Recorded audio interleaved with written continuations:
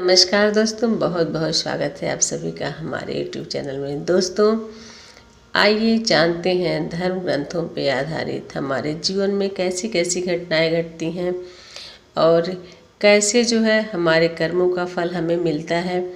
आइए कहानी के माध्यम से जानते हैं। दोस्तों यह पौराणिक कहानी प्राचीन है। यह जो है हमारे धर्म ग्रंथ शिव पुराण में भी वर्णित है। दोस्तों ये सभी लोग जानते हैं कि 3 देवों से इस धरती का संचालन होता है, ब्रह्मा, विष्णु, महेश। तो दोस्तों आइए जानते हैं कि हमारे शिव बाबा कैसे कृपालु हैं और कैसे कैसे किस पे कृपा करते हैं। इस कहानी के माध्यम से जानते हैं। इस कहानी में हम जानेंगे कि इंसान क्या इंसानियत किसी के ऊपर करेगा। इस कहानी का टॉपिक है चिड़िया की शिवरात्रि। एक चिड़िया ने कैसे सेठ और सेठानी का जीवन बदल दिया। आइए पूरी कहानी ध्यान से सुनिएगा और आपको अच्छा लगेगा तो प्लीज़ हमारे चैनल को सब्सक्राइब कीजिएगा, लाइक कीजिएगा, ज़्यादा से ज़्यादा शेयर कीजिएगा। तो दोस्तों आइए इस कहानी शुरू करते हैं। अब एक नगर में एक सेठ और सेठानी रहते थे। उसी नगर में एक चिड़िया रहती थी। चिड़िया के 3 बच्चे थे। चिड़िया कहीं से भी जाती थी तो दाना चुन के लाती थी और अपने बच्चों को खिलाती थी। चिड़िया सेठ सेठानी के घर पे जाती थी और वहाँ वो इंतज़ार करती थी कि 1-2 दाना सेठानी या सेठ जो खा रहे हैं वो गिरा दें तो मैं उसे ले जाऊं और अपने बच्चों के मुंह में डाल दूं, उनका पेट भर दूं। चिड़िया रोज़ जाती थी, देखती थी, लेकिन सेठ सेठानी इतने कंजूस थे कि वह एक दाना भी न डालते थे। चिड़िया सोचती थी, बताओ इनके पास इतना धन है लेकिन जरा सा भी धन किसी के लिए खर्च नहीं करते हैं। ना ये सेठ सेठानी कभी किसी को 1 नए पैसे दान देते थे, ना अन्न का दान देते थे और ना जो है कभी किसी को भोजन कराते थे। चिड़िया रोज़ देखती थी। सेठानी तो ठीक थी, सेठानी का मन बहुत निर्मल था, लेकिन सेठ के आगे उसकी चलती नहीं थी। चिड़िया प्रतिदिन जाती थी तो एक दिन सेठानी देखी कि चिड़िया रोज़ आती है और इसे हम कुछ भी नहीं देते हैं। एक दिन सेठानी जो है थोड़ा सा कुछ दाना ला के डाल दी। चिड़िया खुश हो गई, कही सेठानी कितनी अच्छी है कि हमें आज दाना दी।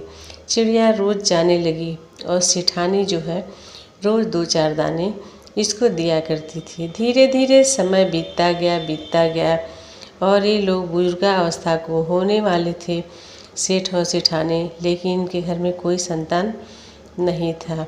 दोनों सोच रहे थे कि हमें संतान नहीं है और हम क्या करें, और सेठ सेठानी दुखी रहने लगे।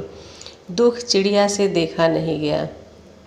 चिड़िया ने फिर एक विचार सोचा कि कैसे जो है सेठ सेठानी को औलाद होगा।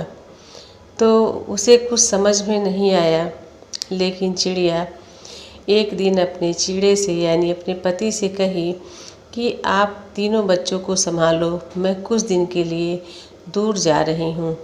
चिड़िया ने कहा ठीक है, और चिड़िया उड़ती हुई कैलाश पर्वत पर चली गई।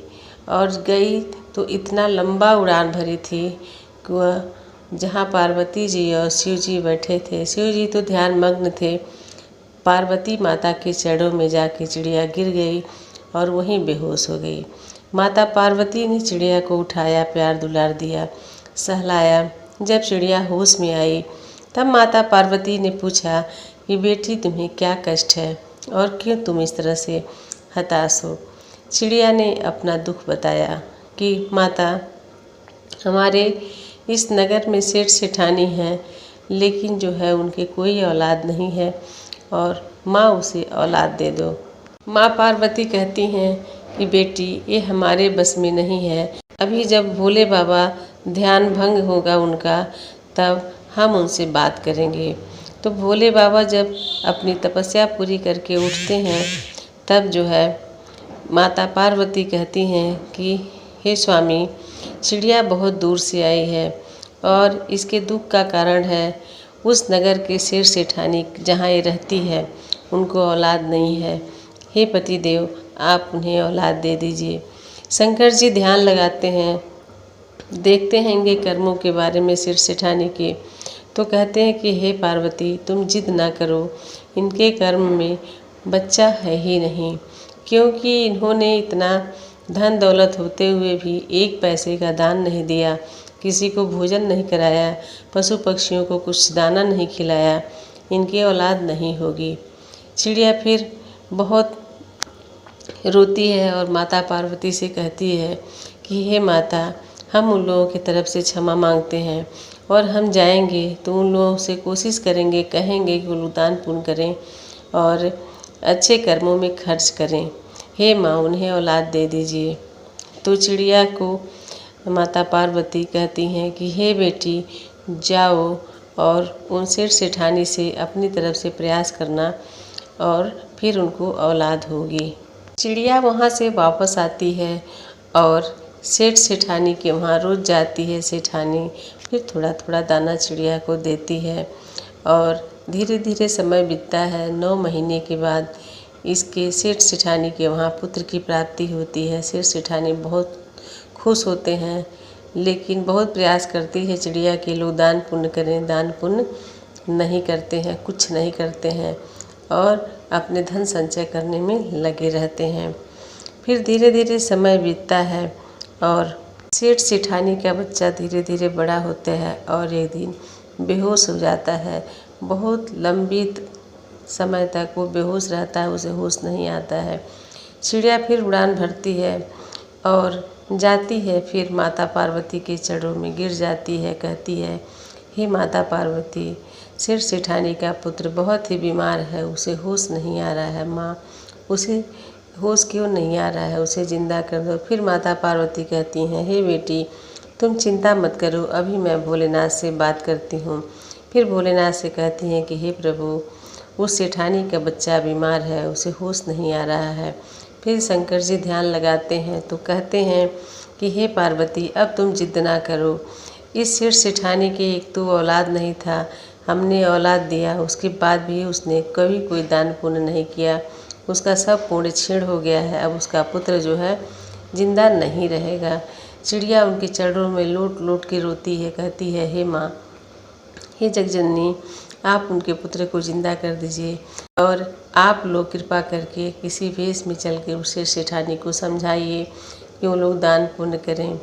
इसके आग्रह पर माता पार्वती भोलेनाथ से फिर प्रार्थना करती हैं और भोलेनाथ मान जाते हैं।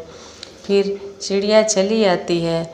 भोलेनाथ और माता पार्वती एक ब्राह्मण ब्राह्मणी के भेष में आते हैं और सेठानी सेठ के दरवाजे पे खड़े होते हैं, कहते हैं कि मुझे भोजन कराओ।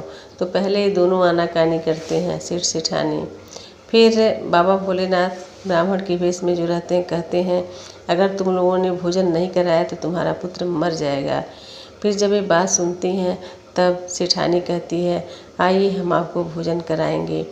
तो भोजन कराने के लिए अंदर ले जाती है और तरह तरह का जो है भोजन बनाती है, परोसती है। और जो लड़का रहता है वो नन्हे नन्हे हाथों से ला के कभी पूड़ी, कभी सब्जी, कभी कुछ भोलेनाथ और माता पार्वती जो ब्राह्मण ब्राह्मणी के भेष में रहते हैं उनके थाली में डालता है। तो माता पार्वती बहुत खुश होती हैं, कहती हैं भोलेनाथ का आशीर्वाद है इसलिए जो है बहुत नटखट है। खूब खुश होती हैं, खूब खुश होती हैं। कहते हैं कि हे सेठ सेठानी, ये जो बच्चा तुम्हारे आंगन में खेल रहा है ये तुम्हारे बदौलत नहीं खेल रहा है। इस घर में जो एक नन्ही चिड़िया आती है उसी का कृपा है, उसी के आग्रह पे, उसी के अनुनय विनय पर ये पुत्र तुम्हें बाबा भोलेनाथ ने दिया है। तब तक चिड़िया वहाँ प्रवेश करती है। उसी समय सेठानी पूछती है कि बाबा वो कौन सी चिड़िया है, हम उसका दर्शन करना चाहते हैं। तब तक चिड़िया आ गई रहती है और माता पार्वती के पास जाके प्रणाम करती है और भगवान भोलेनाथ को प्रणाम करती है। बाबा भोलेनाथ और माता पार्वती जो ब्राह्मण ब्राह्मणी के भेष में रहते हैं बताते हैं कि वही चिड़िया है, इसकी वजह से तुम्हें इस पुत्र की प्राप्ति हुई है। इसने ही बहुत आग्रह अनुनय तुम्हारे लिए किया है निस्वार्थ भाव से कि हमारे सिर सेठानी को बच्चा हो जाए, और तुम लोगों के पास धन है तो धर्म कर्म करो। वहीं दोनों माफ़ी मांगते हैं माता पार्वती और भोलेनाथ से, जो ब्राह्मण ब्राह्मणी के रूप में रहते हैं। कहते हैं कि आज से जो भी धन है मैं पुण्य के काम में लगाऊंगा, दान पुण्य करूंगा, पशु पक्षियों को दाना खिलाऊंगा।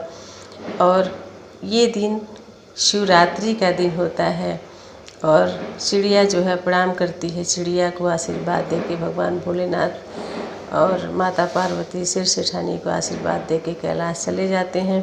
कहानी हमारी यहीं समाप्त होती है दोस्तों। बिना लाभ, बिना किसी लालच के, निस्वार्थ भाव से, निष्काम भाव से जितना हो सके हम किसी का सेवा करें।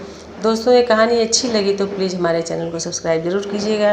इन्हीं शब्दों के साथ विदा देती हूँ। नमस्कार, धन्यवाद।